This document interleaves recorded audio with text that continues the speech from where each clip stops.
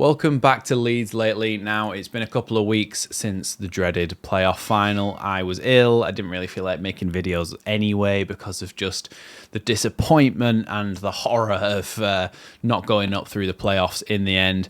But I am back and I'm going to be uploading videos again. I'm going to be talking about some more positive things, the way that we can rebuild this summer and go into next season, hopefully on a positive note. So today's video is kind of going to be a bit of a news update with a little bit of my thoughts and feelings on things, including a few things that have unfolded over the last couple of weeks since the season ended. So the first one is, of course, the fact that this Red Bull investment has come in, and obviously I'm late to the party on this one, but if you want my opinion on it, that's what I'm going to give. So the deal is a lot of money. I think 200 million over 3 years, something along those lines. Don't quote me on that. It won't be exactly that, but it is the biggest deal, sponsorship deal in the EFL history. So it's big. It's a big deal. It's big news for Leeds fans. We are going to get a lot of money offset. So basically, the parachute payments that we did have, even if we aren't able to go up, that this will basically cover for that, even if we don't go up again this season, which I'm really, really hoping that we do. There are some stipulations in place to stop Red Bull doing a Red Bull. So they don't have a seat at the table. They aren't a director. They aren't a major investor. They don't have any say in naming rights, anything like that. They are just there to be an investor and to be the front of shirt sponsor.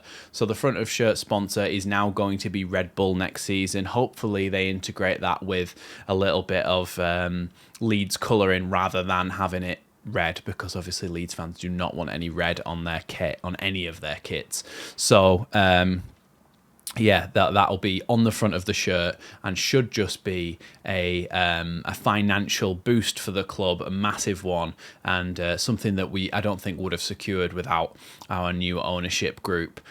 So that is good news for Leeds fans. Don't panic too much. There is at the moment no way of them ever taking over the club. There's nothing in writing. Apparently there's nothing in any contract or anything like that. There's no option for them to become permanent owner. A little bit like what the 49ers did with Radrizzani. They had a buyout option. Red Bull do not have a buyout option at the moment. So as it stands, there's no way that they buy the club, and that there's no the sort of time scale for them trying to buy the club or anything like that. There's no renaming Elland Road to the Red Bull Arena, nothing like that. At the moment, it just stands as a front of shirt sponsor. So now that we've got past that, there's some other news that's floating about. There's rumours that Borussia Dortmund are interested in Ilya GRUEV for a fee of £10 million, which is something you'll have seen in the thumbnail. Listen, we bought Ilya GRUEV for £5 million. He's come in. First half of the season, I thought, why have we bought him for this much if he's not getting any game time whatsoever? But as the season went on, I think he improved. He started getting game time. He started proving why Daniel Farke wanted him. And he showed himself to be a very, very good championship player. Now, if we were to sell him for 10 million, we've obviously doubled our money. But when you actually look at the player that you've got, yes, he's young, so he could be worth more in a couple of years' time. But even if we take that out of the equation, you've doubled your money. So essentially what you can do is go down this lane with me on this logic, right? Essentially what you can do is buy two Ilya GRUEVs, two new £5 million signings. But what I think is important to mention is you've got to weigh up a known quantity in Ilya GRUEV, somebody who's already played for us this season, or last season now, and played really well for us and shown what he can do in the championship, versus two £5 million players that you've got no guarantee are going to do well. So let me know down in the comments below what you'd rather do in this situation. And this could apply to a lot of our players. Anyone from Ilan Melier to Ilya GRUEV. For some reason, they all start in Ila sounds. I don't know what I'm on about. But you've got to weigh up. Look, you bought them for £5 million, players like that, and you could sell them for 10, 15 million pounds.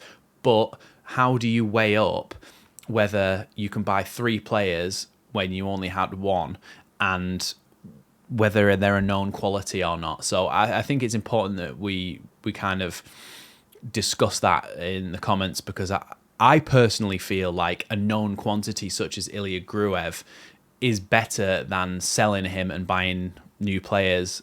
Do you get what I mean? I'd rather sell your Somerville and your Nonto, make up that whole money for the season spending, and then bring in some players. And I have got some ideas for some videos coming soon of what sort of players we could actually have a look at bringing in to replace them in those positions. One is one that I've actually mentioned before, so if you've been watching the channel for a while, you might remember, but I won't give it away just yet. In other news, Leeds, of course, are going back into another championship season. This time, Burnley, Sheffield United, and Luton dropping back down again to play against Leeds. I think this season we'll have a little bit more of a chance. I think, especially because Vincent Kompany has gone to Bayern Munich. Burnley won't have him in the championship because they were incredible last time under him in the championship. Sheffield United seem like they might be a bit of a sinking stone. I feel like this is a very good chance for us to go forward and to really do something this season. Marcelo Bielsa is absolutely killing it at Uruguay. I don't know if you've seen the clips, but there's some goals going around on Twitter where Uruguay went from front to back in about 5 seconds, about 5 passes, and scored against Mexico to make it 4-0. And it's unbelievable football, and it makes you smile because you just can remember Leeds playing like that in the Championship and for 1 year in the Premier League as well. So yeah. Of course, Daniel Farke is staying on as well. That's news. Leeds fans obviously were uncertain as to whether he would be kept on as Leeds manager, but he is going to be kept on, and his faith, Parag Marate's faith, has been put in Daniel Farke, and I think it's a good decision overall. I think when you actually look at it on balance last season, what happened, Leeds, and I'm going to say this because I truly do believe it, a lot of people have said, oh, you can't just keep using that as an excuse, but I do think the start to the season that we had with the confusion around ownership before we could bring transfers in, all that sort of thing, I do think it's important to qualify that Leeds did have a rough start to the season, having to play in that Birmingham City game away, especially when you looked at the lineup that we had. But overall, the amount of points he got, I keep saying it, but like, it's the first time since 1998, I think, Sunderland in 1998, that a team's had 90 points in the Championship and not gone up. So Leeds did really well last season, had such a good season, but we just made more mistakes than the rest of the teams did that went up. So it's important that this season we just go at it again and hopefully get up ahead of steam and plough through the Championship, because I truly believe even if we lose a couple of our best players, we've still got the ability to do that. It'll be interesting who we bring in at centre-back, because obviously Joe Rodon's now gone back to Spurs. It'd be interesting to see whether we bring him back on a permanent, maybe another loan, or we go for someone different entirely. We're going to need probably a left winger, because I would imagine that Somerville's going to go, and potentially a right winger as well, because Nonto's going to go. But I think what it does, it gives a chance for somebody like Dan James to get a full season as the starting winger, and then we bring in somebody else, or even play Jorginho out on the left and sign a number 10. There's a lot of exciting options for us going forward. I'm excited about this season. I think on the shopping list, and which we'll be looking at through some videos, we need a right back, a right centre back, and I think we need a number 10 definitely, and maybe 1 or 2 wingers. So I'm looking at 4 to 5 signings I think that we need this summer. So keep your eyes peeled for videos on the channel about those signings. There'll be plenty more to come. Thanks for watching Leeds Lately, and I'll see you in the next one.